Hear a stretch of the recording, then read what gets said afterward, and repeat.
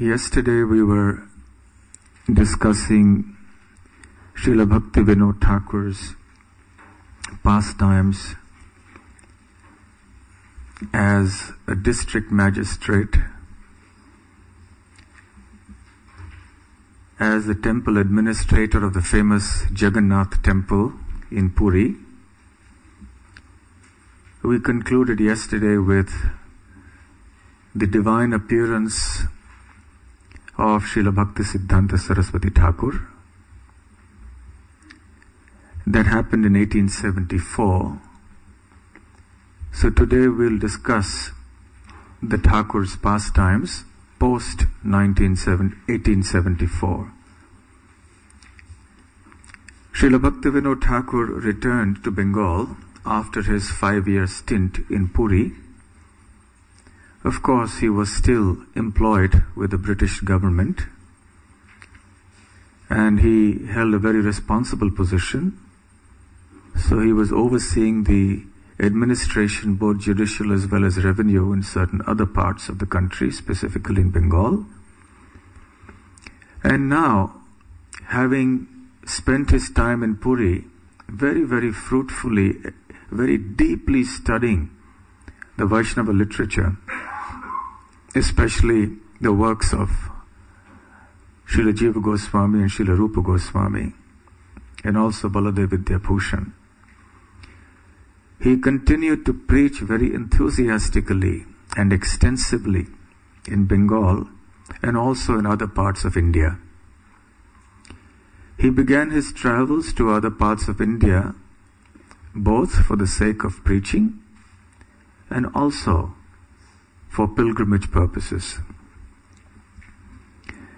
He first went to Vrindavan in 1880, and this was the time when he first met his Shiksha Guru, the most prominent personality in his life, Srila Jagannath Das Babaji. I'm not exactly sure whether this was the time that Jagannath Das Babaji gave him the Giridhari Shila.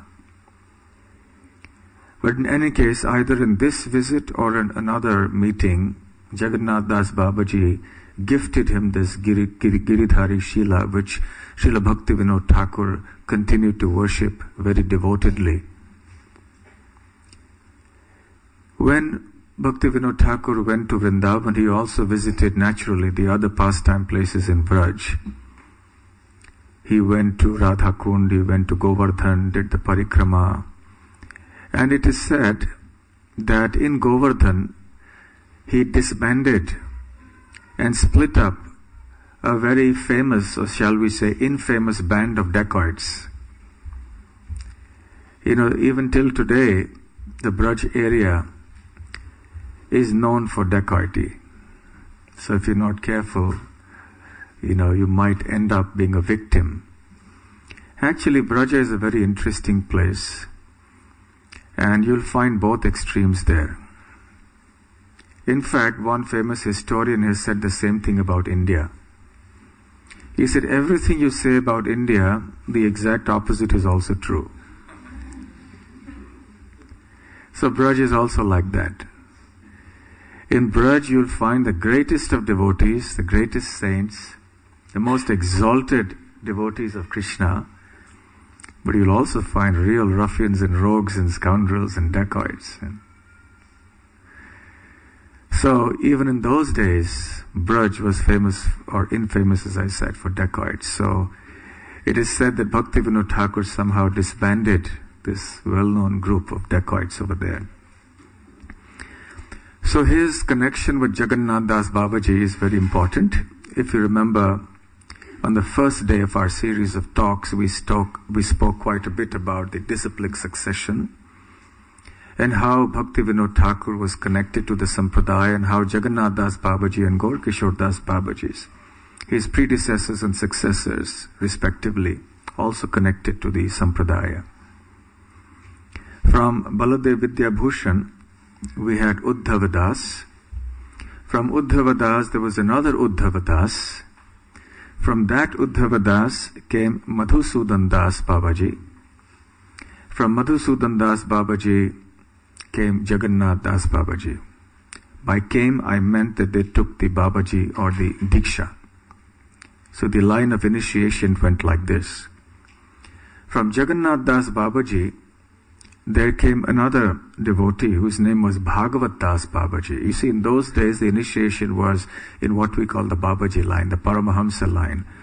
The Gaudiya Vaishnava community in those days, before it disintegrated post Baladev Vidyabhushan and pre-Bhaktivinoda Thakur, was a Paramahamsa line. Paramahamsa means those who are transcendentally situated, those who are exalted, pure devotees of Krishna. And the initiation in the Babaji line meant basically telling you your Swarupa, who you are in Goloka Vrindavan. Now that's something we can't think of in this day and age. So then, Jagannath Das Babaji gave Babaji Diksha to Bhagavat Das Babaji, and Bhagavat Das Babaji gave Diksha to Gaur Kishore Das Babaji. So you see that Gaur Kishore Das Babaji was a grand disciple in Diksha line of Jagannath Das Babaji. And there is a Shiksha connection here. But in our line that we see in the Bhagavad Gita introduction, Srila Prabhupada doesn't mention the name of Bhagavat Das Babaji. Rather, after Jagannath Das Babaji, you find straight Bhaktivinoda Thakur and then Gaur Kishore Das Babaji. Because this particular strand of the parampara is a Shiksha strand, a Shiksha connection there that goes between Jagannath Das Babaji and Bhaktivinoda Thakur on one hand, and Bhaktivinoda Thakur and Gaur Kishore Das Babaji on the other hand. And we'll talk a little bit more about this as we go on. So naturally, Jagannath Das Babaji had a very great influence on Bhaktivinoda Thakur. Jagannath Das Babaji was a very renounced soul, extremely devoted, completely absorbed in his bhajan. He lived both in Vrindavan as well as in Navadvip. At the time of the first meeting that the Thakur had with the Babaji, it was in Vrindavan. Later on sometime, I don't quite remember exactly the date, but Jagannath Das Babaji moved from Vrindavan to Navadvip. And it was there again that Bhaktivinoda Thakur met up with him. In any case, this was roughly 1880 that the first meeting of Bhaktivinoda Thakur and Jagannath Das Babaji had, and this had a lasting impression on the Thakur's mind. In 1882, Bhaktivinoda Thakur moved to Calcutta, and there he purchased a property. He constructed a building which till today exists. That's the Bhakti Bhavan. Not to be confused with the Bhakti Kuti that is in Puri. We'll also talk about it a little later. And when the construction work was in progress, as the land was being excavated to build the plinth and the foundation and everything, lo and behold, a wonderful thing happened. A deity of Kurmadev was found. Bhaktivinoda Thakur was really happy, and he gifted this deity to his son, Srila Bhaktisiddhanta Saraswati Thakur, then known as Bimala Prasad. And he taught young Bimala Prasad how to worship it, how to worship this deity. Bimala Prasad at that time was very young. He was only 8 years old. And from then on, Srila Bhaktisiddhanta worshipped this deity very, very devotedly. This was also the year in which Bhaktivinoda Thakur visited Mayapur for the first time. Now, you see, in those days, Navadvip and Mayapur were known differently. What we know as Navadvip town today was called Kulia. And what was today Mayapur was then Navadvip. So anyway, today is Mayapur on one side of the Ganga, and the other side is Navadvip. But the side that is Navadvip today was Kulia in those days. So Mayapur wasn't developed pre Bhaktivinoda Thakur in those years. So nobody knew where the appearance place of Chaitanya Mahaprabhu was. But Kulia was well known as a place of learning. Navadvip also, many people used to gather there, scholars used to come. So Bhaktivinoda Thakur visited for the first time Mayapur. And in 1885, also another historic incident happened. Srila Bhaktivinoda Thakur started a printing press for preaching, which later on was continued by Srila Bhaktisiddhanta Saraswati Thakur. I mean the printing, the idea of having a printing press. And as you know, Srila Bhaktisiddhanta called this the Brihat Mridanga, the big Mridanga, because when you play a Mridanga, the sound of the kirtan can go only for a few blocks maybe. But when you print a book and you distribute that book widely, then the book can reach millions of people, hundreds and thousands of kilometers or miles away. So this tradition was started by Srila Bhaktivinoda. So Bhaktivinoda Thakur is known not just for penning so many wonderful books on Krishna consciousness, specifically on the teachings of Sri Chaitanya Mahaprabhu, but he is also known for his innovations in preaching. He revolutionized preaching in a sense through the printing press, through this Brihat Mridanga. And he called it the Chaitanya Yantra. Yantra means a machine. So the machine of Sri Chaitanya, or of pure consciousness, because it is through this that he actually propagated widely the teachings of Sri Chaitanya Mahaprabhu. Another of his preaching innovations was that in 1886 he began the Vishva Vaishnava Raj Sabha, which was like a gathering of intellectuals, and he took advantage of this forum to speak from the Chaitanya Charitamrita and the Bhakti Rasamrita Sindhu of Rupa Goswami. And many learned personalities, many intellectuals and prominent people of that time would come and listen to Bhaktivinoda Thakur as he spoke and gave his learned discourses. This was also the time where Bhaktivinoda Thakur met Ramakrishna Paramahamsa. Have you heard of him? How many of you have heard of Ramakrishna Paramahamsa? Okay. Ramakrishna Paramahamsa was the guru of Vivekananda. How many of you have heard of Vivekananda? Yes, many more hands. So Ramakrishna Paramahamsa, that was his name. He was an impersonalist, and Vivekananda followed in his footsteps. He also advocated the impersonalist philosophy. And Ramakrishna's famous statement was, Yatamat Tathapat. Yatamat Tathapat. Which means whatever, as many opinions there are in this world, there are that many paths to God. Now obviously, this cannot be true. And Srila Prabhupada in one discourse mentioned this and gave a very nice analogy.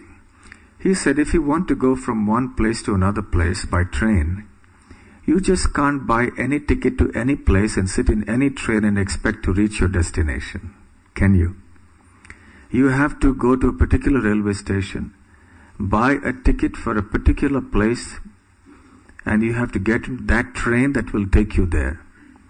There are many trains at any train junction, and if you sit in just about any train that takes you anywhere, what is the guarantee that you will reach your desired destination?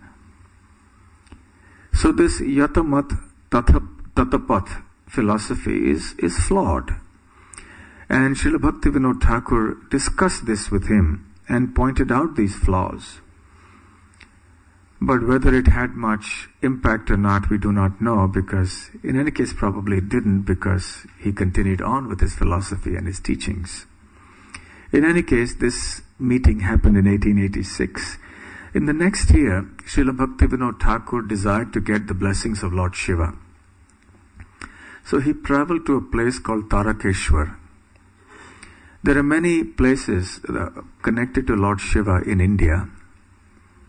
There are many Jyotirlingas and many other places where the Shiva Lingas are there. So Tarakeshwar is the most prominent place for worship of Lord Shiva in Bengal. So Bhaktivinoda Thakur went there, and it is said that he had a dream in which Lord Shiva appeared to him and told him, "You desire to go to Vrindavan, but Navadvip Dham is so close by, and you have things to do over there. What have you done in Navadvip Dham so far?" And then Bhaktivinoda Thakur woke up and realized, yes, what have I done in Navadvip Dham? Now this is my Devadatta Bhumi, meaning that this is the place and the service that has been assigned to me by Lord Shiva and by Mahaprabhu himself. This Lord Shiva is indicating to me what Mahaprabhu's message for me is. That I must be here, I must spend more time and do service in Navadvip. So then after that he, somehow by providence, we would call it by Krishna's arrangement, by Mahaprabhu's arrangement, he was transferred in his job to Krishnanagar. Those of you who have been to Mayapur, you know the place Krishnanagar. It's a prominent town not too far from Mayapur. So from Krishnanagar, he would visit Kulia. Kulia, as I mentioned, is a place that is currently called Navadvip on the other side of the river Ganga. One day after a hard day's work, he went to the top of the building, of the guest house, building where he was staying, to cool off, because it had been a hot day and it was a cool night. So he went for a little stroll on the top of that building. And he happened to look at a very beautiful sight of the Ganga. It's a very heavenly sight. Ganga, after all, comes from the heavenly planets, and actually she comes from the lotus feet of Krishna. So he was feeling great solace and relief from the day's work.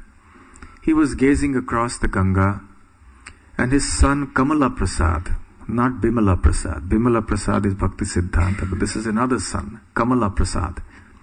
Bhaktivinoda had 10 sons. So he was standing there with his son,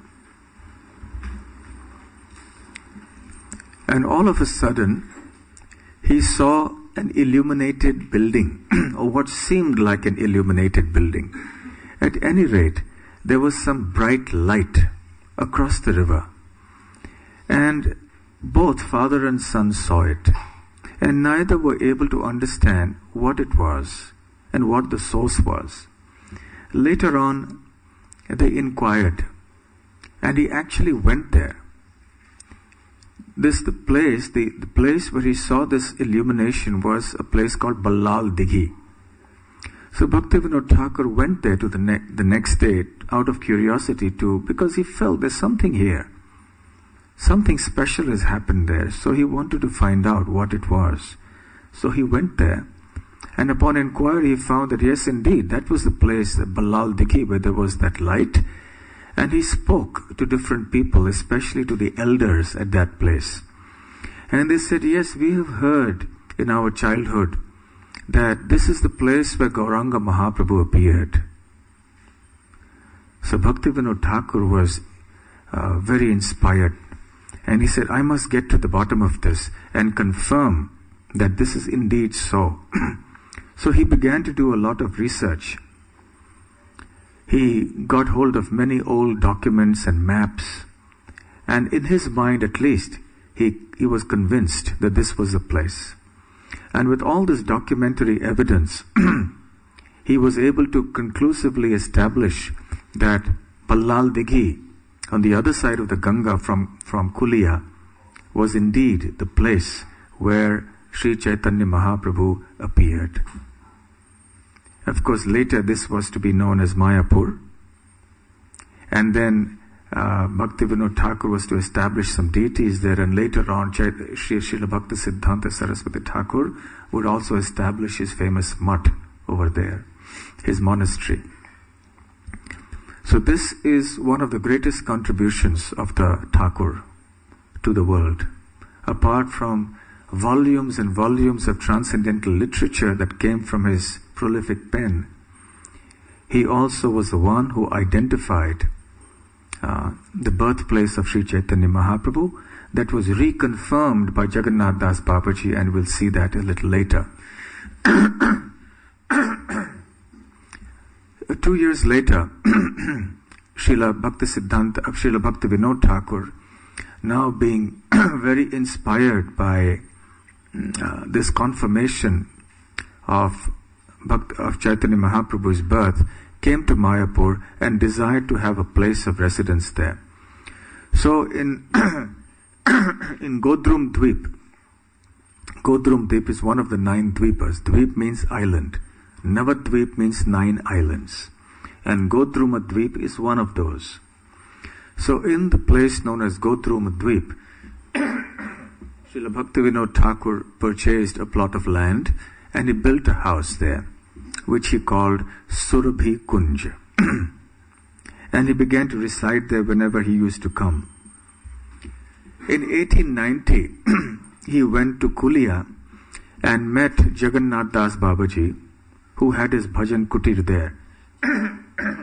So it appears that from the time that he met him first, Jagannath Das Babaji had since shifted from Braj to Navadvip, and he was now at Kulia.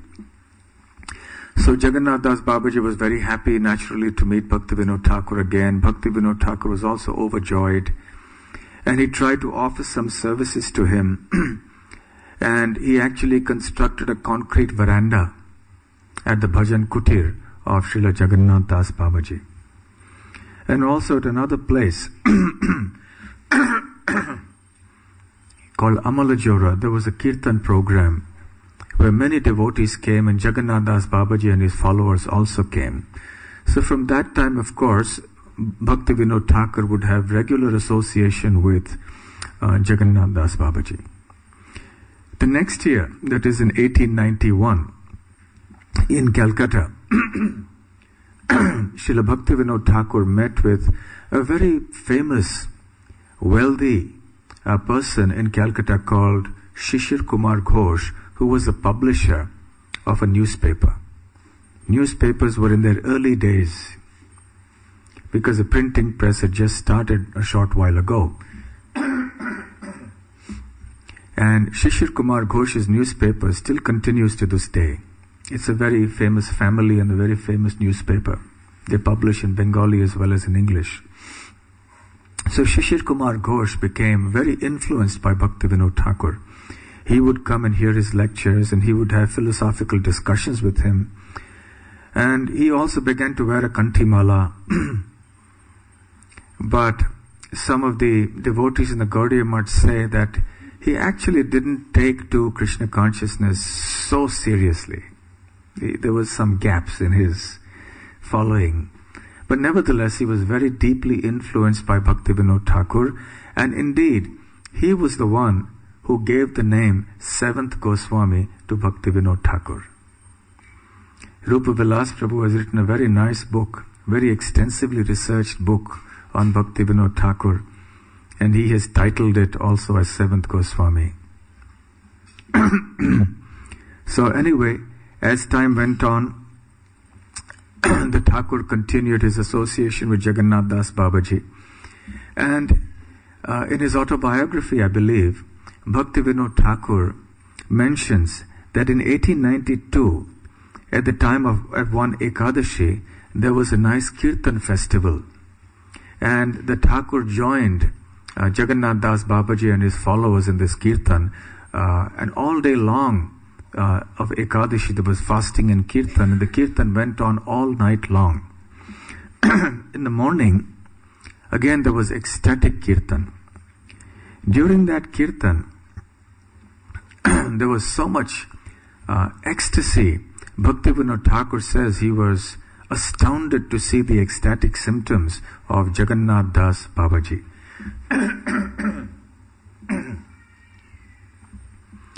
And he said, there's something else that I had never seen before. Of course, he had seen Jagannath Das Babaji's ecstatic symptoms. But what is it that he had never seen before? The effect that these ecstatic symptoms had on the people who were around.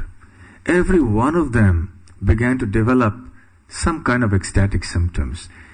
Everybody, all the devotees, their hairs were standing on end, and they were crying, and they practically couldn't sing and chant, but they were completely absorbed in the kirtan, and they were dancing wildly. So Srila Bhaktivinoda Thakur records this. And he says this is one of the most astounding experiences he had. Because this was the effect of the devotion of a personality like Jagannath Das Babaji. Later on in that year, in 1892, Bhaktivinoda Thakur once again went to Vraj. The next year again there is record of how there was another ecstatic Kirtan festival, this time at Godrum Dweep, where Bhaktivinoda Thakur stayed, and Jagannath Das Babaji came there along with his followers and participated in the Kirtan. In the same year, Jagannath Das Babaji was brought to Ballal Dighi, the place that Bhaktivinoda Thakur had identified as being the original birthplace of Sri Chaitanya Mahaprabhu. Prior to that, there had been some controversy, some discussions. Some people said the birthplace was in one place, somebody said another place. But Bhaktivinoda Thakur identified it, but he wanted it confirmed from Jagannath Das Babaji. At this time, Jagannath Das Babaji was more than 100 years old. And he was bent over, completely bent, because of old age. He couldn't even stand. He was either sitting or he would be lying down, but he couldn't stand because his body was fully bent over. In fact, even if he had to be moved, he would be placed in a wicker basket, and then the basket would be placed on his servant's head, and his servant would then carry him from place to place. That's how invalid he was at that time. So Bhaktivinoda Thakur was very keen that somehow or other Jagannath Das Babaji would come there at that place. Babaji obliged very happily. He was feeling some very strong vibrations himself. And when that basket was brought and the Babaji was placed at that place, a very astonishing thing happened. Even though ordinarily Jagannath Das Babaji couldn't walk or jump and so on easily, this time something strange happened, and he jumped out of the basket and he leaped up into this air, into the sky, and with his hands raised he says, Gaura Haribol. He chanted very loudly, and he began to ecstatically sing and dance and chant, and everybody around him was struck with wonder. And he would then he confirmed that this is indeed the place where Mahaprabhu had appeared. He confirmed it. Confirmed. There it is. Bhaktivinoda Thakur also recalls that when Jagannath Das Babaji would ecstatically dance, sometimes he would sing some Bengali couplets.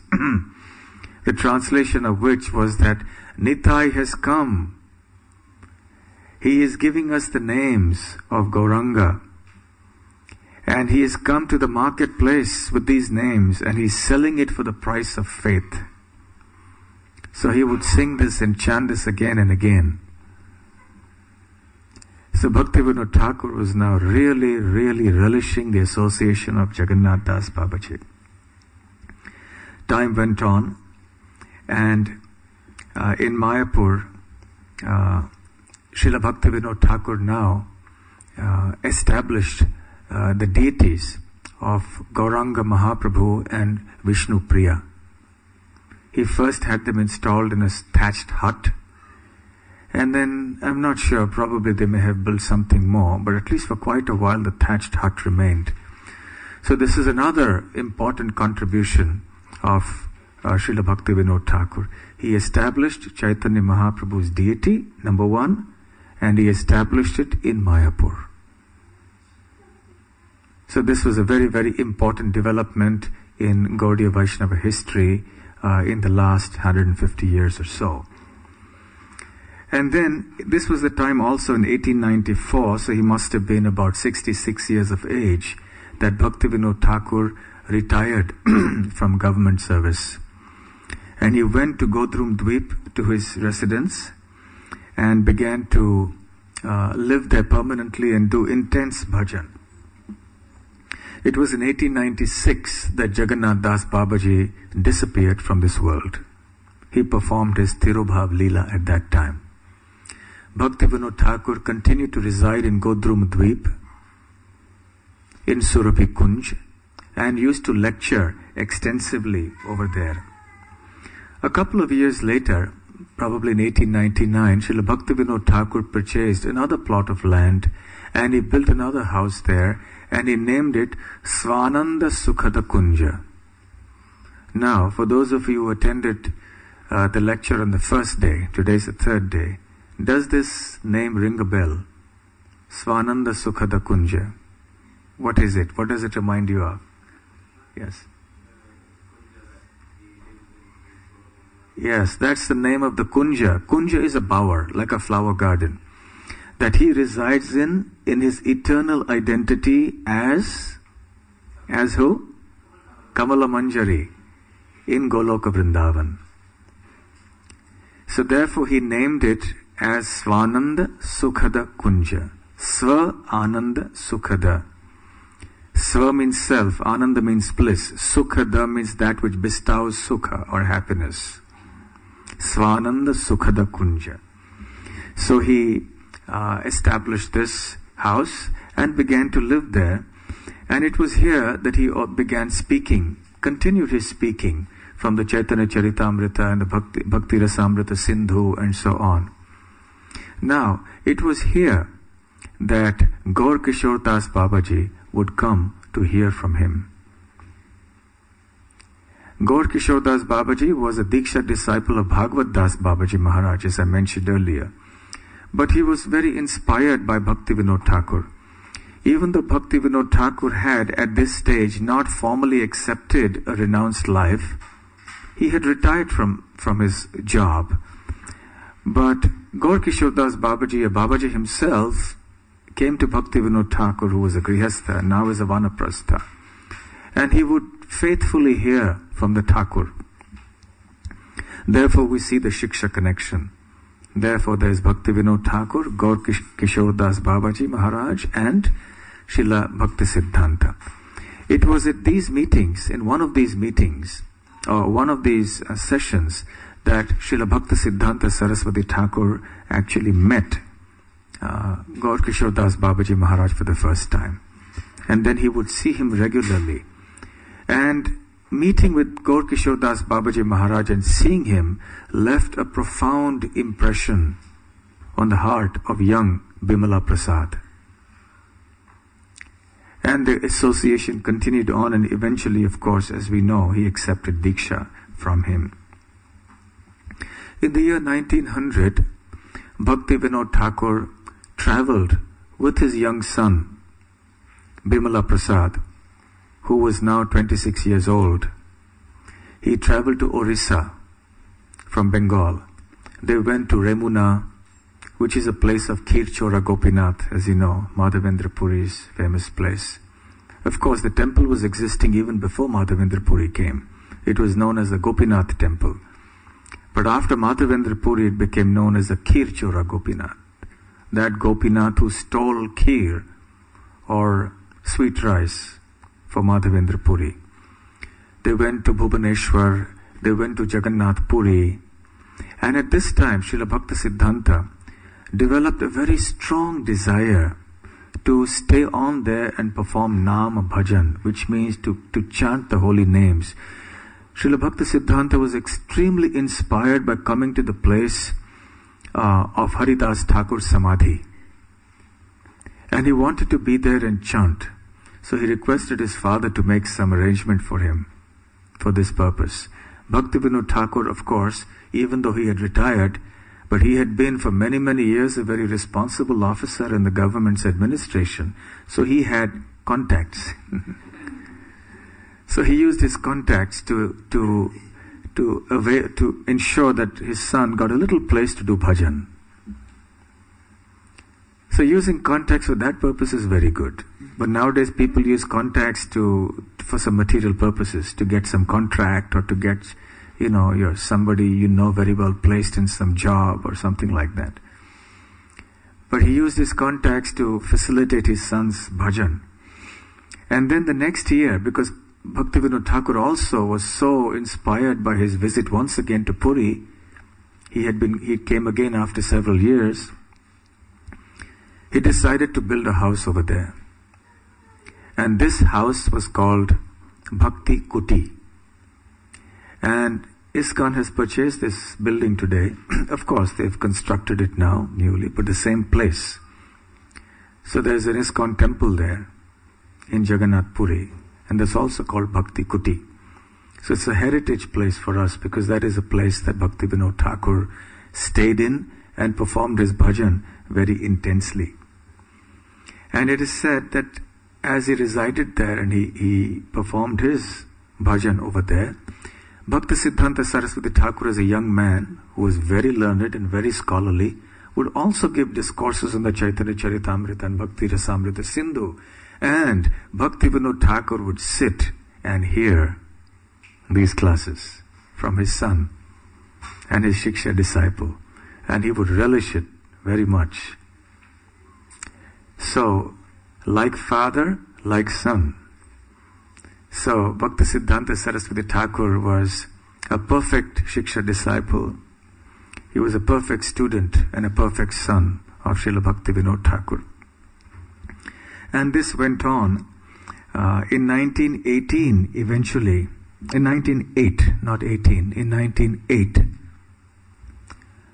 Bhaktivinoda Thakur formally accepted the renounced order of life, not sannyas, but the Babaji initiation, the Babaji Vesha rather.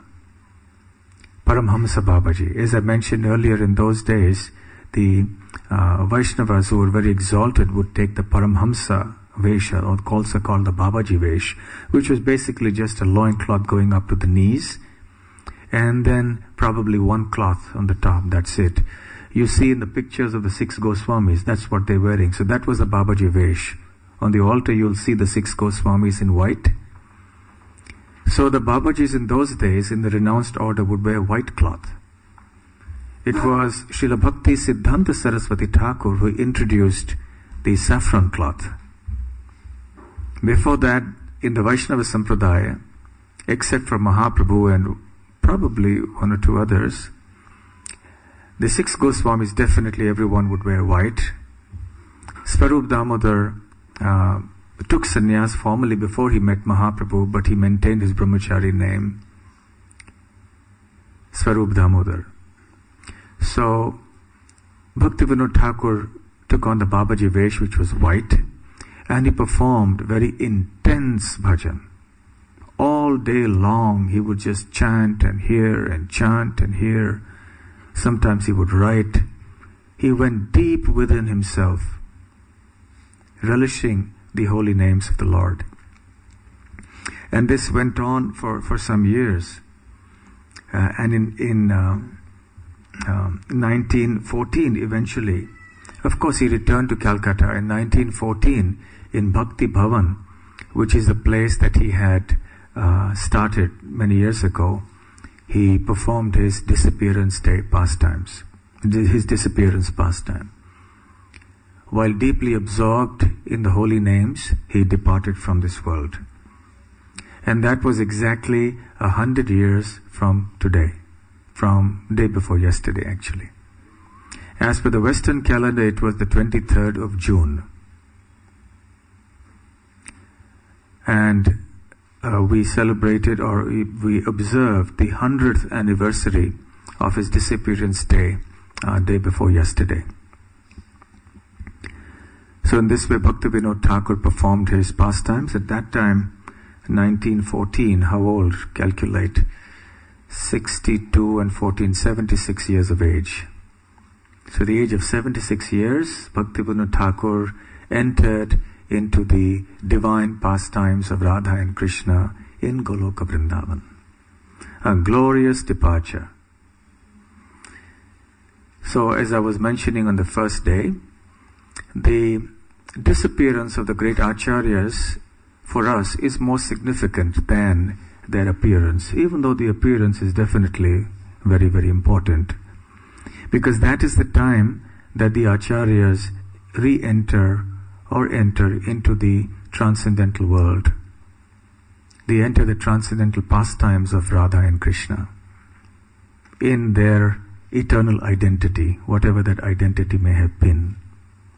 So it's a very, very significant event. But because the Acharya moves away from the earthly vision of people around him, therefore for the Vaishnavas it's also a cause of great sorrow. So Bhaktivinoda Thakur's contributions, therefore, as I mentioned, were number one, he prolifically wrote transcendental literature, especially outlining the teachings of Chaitanya Mahaprabhu. Secondly, he found the birthplace of Chaitanya Mahaprabhu and had it confirmed by Jagannath Das Babaji. Thirdly, he introduced many innovations in preaching, like the printing press and so on. He had magazines which were distributed. He personally also extensively lectured and spoke, traveled far and wide. He had a very vigorous preaching spirit. Even in his last days, in his manifest pastimes, in 1910, one time he was extremely sick. But nevertheless, he got up off his bed because there was preaching opportunity, and despite his ill health, he went and spoke very strongly at that place. In 1911, another event, significant event took place. Many of the Brahmanas, the intellectuals, because the Brahmanas were the intellectuals in those days, there was a huge conference that had been organized to understand the glory of the Brahmanas vis-a-vis the Vaishnavas. And you know this from the history of Srila Bhaktisiddhanta Saraswati Thakur. And Bhaktivinoda Thakur was too old to go and make a presentation at that conference. And he was too sick as well. But he sent his son. He said, Bimala Prasad, you go now. Because Bhaktisiddhanta Saraswati Thakur was already at that age a very accomplished, formidable scholar. Nobody could actually stand in front of him. Even when he was living in Puri, he refuted the claims and the siddhantas of many of the so-called Babajis who resided there, whose views were heterodox. They were meaning that they were apasampradaya, apasiddhanta. They were faulty. And Srila Bhaktisiddhanta was so thorough in the conclusions of the philosophy, he was so bold and brave. He would fearlessly refute the arguments of these people, even though these other people might have been very powerful in those areas. So Bhaktivinoda Thakur instructed Bhaktisiddhanta, okay, Bimala Prasad, you go and you present the correct conclusions. So at this very, very famous historic conference, Srila Bhaktisiddhanta Saraswati Thakur went there. It reminds one of how a very famous debate took place between the Gaudiya Vaishnavas and the Ramanandis in Rajasthan, in the Jaipur, in the court of King Jai Singh. Because the Ramanandis had been saying that the Gaudiya Vaishnavas are not a bona fide group because they don't have a commentary on the Vedanta Sutra. And Baladev Vidyabhushan at that time had protested because he had been sent there by Vishwanath Chakravarti Thakur. But before that, the Gaudiya Vaishnavas living there and worshipping Radha Govinda had protested and said, you see, we don't need a commentary on the Vedanta Sutra because the Srimad Bhagavatam is the natural commentary on the Vedanta Sutra, written by the same author, but the Ramanandis wouldn't accept that. So then there was a debate, and Vishwanath Chakravarti Thakur was a leading Vaishnava, but he was too old and sick to travel, so he instructed his Shiksha disciple.